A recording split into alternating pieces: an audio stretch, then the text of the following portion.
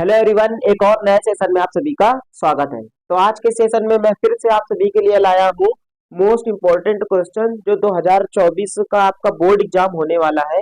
उसके लिए सारे जो ही सेंटेंस है वो बहुत ही इम्पोर्टेंट है बच्चों। तो चलिए शुरू करते हैं अपना वीडियो बिना किसी भी देरी के, ताकि वीडियो का लेंथ जो है वो बहुत ही ज्यादा लंबा ना हो। तो पहला क्वेश्चन देखते हैं क्या लिखा है। पहला क्वेश्चन बोर्ड पे आप सभी को दिख रहा होगा, लिखा है Shubham and Randhir love one another. इस सेंटेंस के हम लोग कंसेप्ट की बात करें तो आप सभी जानते हैं कंसेप्ट क्या होता है। देखिए, ये जो भी कंसेप्ट मैं यहाँ पर डिस्कस कर रहा हूँ, इन सभी कंसेप्ट को क्या करें, आप अपनी नोटबुक पे नोट करते रहिए, ताकि सेंटेंस के साथ साथ जब कंसेप्ट आप नोट करेंगे तो आपको चीजें बेहतरीन समझ में आएंगी।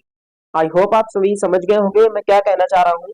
तो यहाँ पे देखिए लिखा है Shubham and Randhir love one another. तो आप सभी जानते हो वन एनदर और ईच अदर, इनका प्रयोग कहाँ पे किया जाता है? ईच अदर का प्रयोग हम लोग करते हैं कितने व्यक्तियों के लिए? दो व्यक्तियों के लिए। बिल्कुल सही है। और वन एनदर का प्रयोग कहाँ करते हैं? दो से ज्यादा के लिए, यानी हम क्या कह सकते हैं? Three or more.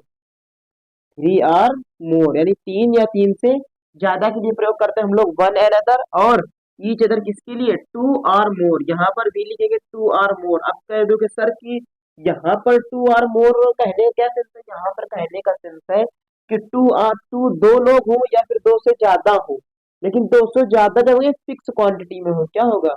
फिक्स हो गया। आपको इनके बारे में कोई ना कोई जानकारी, जैसे क्लास के स्टूडेंट हो गए, किसी कमेटी के सदस्य हो गए, है ना, तब हम लोग क्या करेंगे, यानी इंडिविजुअली चाहे जितने लोग हो उनमें हम लोग बात किसी करेंगे? दो लोगों की। तब हम लोग प्रयोग करते हैं ईच अदर। तो इस सेंटेंस में गलती यहीं पर है कि यहाँ पे वन एन अदर ना होके बच्चों होगा ईच अदर। और ये सेंटेंस आपका पूरी तरीके से अब सही हो गया। तो सेंटेंस करेक्ट क्या हुआ? Shubham and Randhir love each other. I hope आपको कंसेप्ट क्लियर हो गया होगा। चलते हैं नेक्स्ट सेंटेंस की तरफ।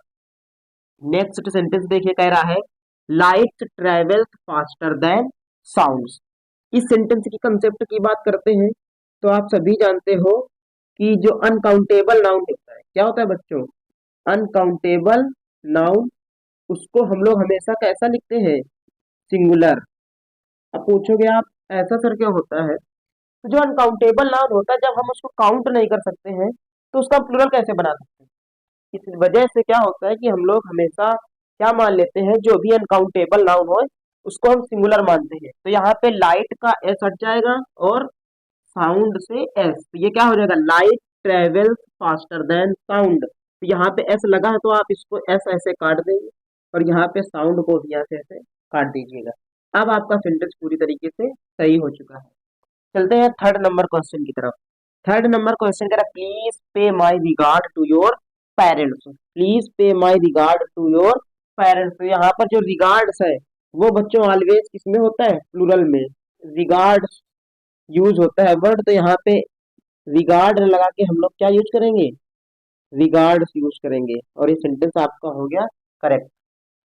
आई होप आपको तीन सेंटेंस बहुत ही अच्छी तरीके से समझ में आ गए होंगे। अगर आप वीडियो के इस टाइम ड्यूरेशन तक आ चुके हैं, यहाँ तक वीडियो को आप वॉच कर चुके हैं, तो प्लीज वीडियो को लाइक कर दें। और चैनल पर नया हो तो प्लीज चैनल को सब्सक्राइब कर दें, ताकि इस चैनल पर आने वाले किसी भी वीडियो का नोटिफिकेशन आपसे मिस ना हो और हर वीडियो का नोटिफिकेशन आपके पास समय से मिले। अब चलते हैं हमने क्वेश्चन नंबर 4 की तरफ। देखिए क्वेश्चन नंबर 4 कह रहा है this pen is my. This pen is my. थोड़ी सी बात यहाँ पर फिर करेंगे इस कंसेप्ट के बारे में। ये जो कंसेप्ट है, आप सभी जानते हैं किसी भी डिटरमाइनर के बाद आपको क्या मिलता है? नाउन मिलेगा। यानी वो जिस नाउन के लिए है उसका नाउन आना उसके बाद बिल्कुल कंपलसरी है। यानी डिटरमाइनर है तो उसके बाद क्या आएगा? उसका नाउन आएगा। तो यहाँ पे माई आप सभी जानते हैं क्या होता है? Possessive determiner. तो इसके बाद क्या आएगा? नाउन आएगा। लेकिन बच्चों ऐसा तो है नहीं, यहाँ पे नाउन तो लगा नहीं।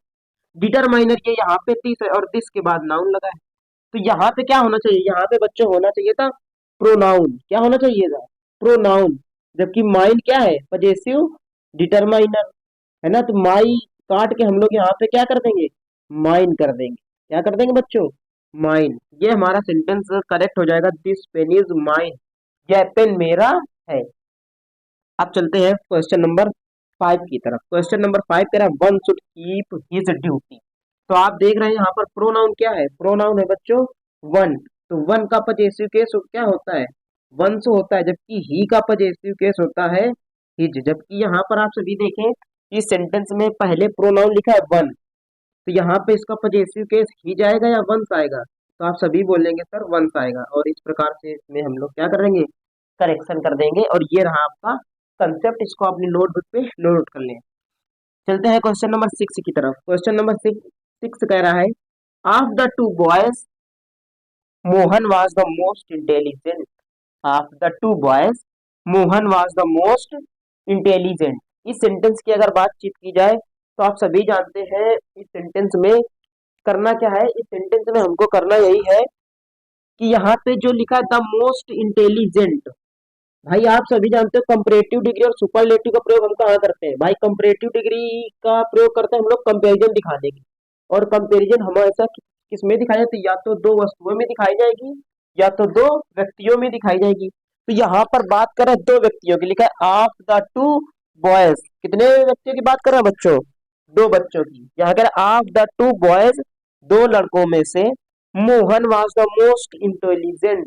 तो यहाँ पे मोस्ट इंटेलिजेंट कैसे आ जाएगा भाई, क्या आ जाएगा, वाज मोर इंटेलिजेंट। क्या आएगा बच्चों, मोर इंटेलिजेंट। अब यहाँ पे इंटेलिजेंट की कंपैरेटिव डिग्री क्या है, मोर इंटेलिजेंट। और इस प्रकार से सेंटेंस हमारा क्या हो जाएगा, करेक्ट हो जाएगा क्वेश्चन नंबर 6। चलते हैं क्वेश्चन नंबर 7 की तरफ। कह रहा है who did go with you to movie. तो आप सभी जानते हैं जो हु होता है वो एक प्रकार से क्या है, क्वेश्चन वर्ड होता है, प्रोनाउन का भी काम करता है। और आप सभी जानते हैं कभी कभी सेंटेंस में रिलेटिव प्रोनाउन का भी काम करता है। बट यहाँ पर ये काम किसका कर रहा है बच्चों, यहाँ पे काम कर रहा है सब्जेक्ट का। जब इस सेंटेंस में सब्जेक्ट का काम कर रहा है तो इसके बाद हमने क्या लगाया है, डिड। डिड के बाद गो लगा दिया। अगर ये क्वेश्चन वर्ड का काम कर रहा होता तो डिड के बाद यहाँ पर एक सब्जेक्ट आना चाहिए था ना। लेकिन आप सभी जानते हो जब भी आपको नाउन प्रोनाउन की आइडेंटिफिकेशन करनी होती है तो आप वर्ब में किसका क्वेश्चन करते हैं, हु का। तो आपको नाउन मिलता है सब्जेक्ट केस में। अगर हुम से क्वेश्चन करेंगे तो आपको नाउन मिलेगा ऑब्जेक्ट केस में। लेकिन यहाँ पे जब सब्जेक्ट का काम ही कर रहा है तो इसके बाद वर्ब की सीधा पास्ट टेंस में सेकंड फॉर्म आती है। तो डिड लगाने की यहाँ पे कोई आवश्यकता नहीं है, हम सीधा डिड हटा के गो की सेकंड फॉर्म क्या कर देंगे बच्चों, वेंट कर देंगे। क्या कर देंगे, वेंट कर देंगे। और सेंटेंस हमारा पूरी तरीके से 210% करेक्ट हो जाएगा। कितना हो जाएगा बच्चों, 210% करेक्ट हो जाएगा। ये हो जाएगा who went with you to movie. Movie देखने कौन तुम्हारे साथ गया। आई होप आपको क्लियर है कंसेप्ट। चलते हैं क्वेश्चन नंबर 8 की तरफ। क्वेश्चन नंबर 8 कह रहा है let us to go there. तो लेट अस के साथ टू प्रीपोजिशन का प्रयोग नहीं करते, सीधा होगा लेट्स गो देयर। ये एक प्रपोजल दिखा रहा है, सजेशन दिखा रहा है। अगला क्वेश्चन 9 नंबर लिखा है he likes to read poetry. He likes to read poetry. आप सभी जानते हैं ये क्या है, वर्ब है। वर्ब के बाद क्या चाहिए, ऑब्जेक्ट। ऑब्जेक्ट क्या हो सकता है, या तो नाउन हो सकता है या तो प्रोनाउन हो सकता है। लेकिन यहाँ पे भाई क्या लिखा है, ये क्या है, ये बोलिए रीड। रीड वर्ब की फर्स्ट फॉर्म है और इसके पहले ये टू लगा है, तो ये तो बन गया भाई, क्या होता है बच्चों, इन्फिनिटिव। इन्फिनिटिव क्या होता है, टू प्लस वर्ब की फर्स्ट फॉर्म। तो ये तो इन्फिनिटिव केस में आ गया। हमको क्या चाहिए, नाउन चाहिए। तो नाउन क्या होगा, नाउन आप सभी जानते हो जीरंडियल नाउन कैसे बनता है, वर्ब की फर्स्ट फॉर्म में आईएनजी लगा के। तो ये बन गया आपका जीरंडियल नाउन। क्या बन गया बच्चों, जीरंडियल नाउन। तो यहां से क्या हो जाएगा, यहां से हो जाएगा he likes reading poetry. He likes reading poetry. और इस प्रकार से सेंटेंस आपका करेक्ट हो जाए। अब आगे सेंटेंस लिखा he had better to go now. इस सेंटेंस का कंसेप्ट समझने का प्रयास करें सभी बच्चे कि इस सेंटेंस का कंसेप्ट क्या है। देखिए जैसे लिखा है हैड बेटर, हैड बेटर ऐसे होता है would rather, had better, would rather, had rather and so on.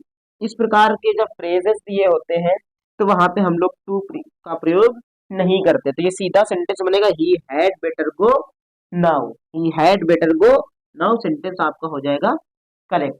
तो ये सारे के सारे जो सेंटेंस बच्चों इस क्लास में डिस्कस किए गए, ये मोस्ट इंपॉर्टेंट क्वेश्चन है। इन्हीं से जो भी मैंने सीरीज ये सिंटैक्स की चलाई, इसमें ये लगभग मेरे हिसाब से चौथी क्लास होगी। तो ऐसे करके कम से कम 40 से 45 सेंटेंस हो गए, और इन्हीं 40-45 सेंटेंसेस में आपके 2024 में होने वाले एग्जाम में 2 क्वेश्चन पूछेगा। ये मोस्ट इंपॉर्टेंट क्वेश्चन है जो अभी हमने डिस्कस किए।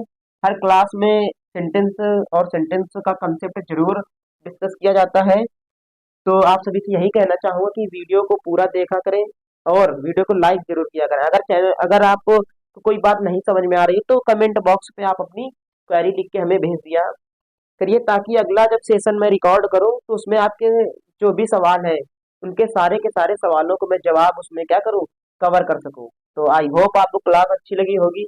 मिलते हैं नेक्स्ट सेशन में, तब तक के लिए बच्चों जय हिंद, take care and love you all.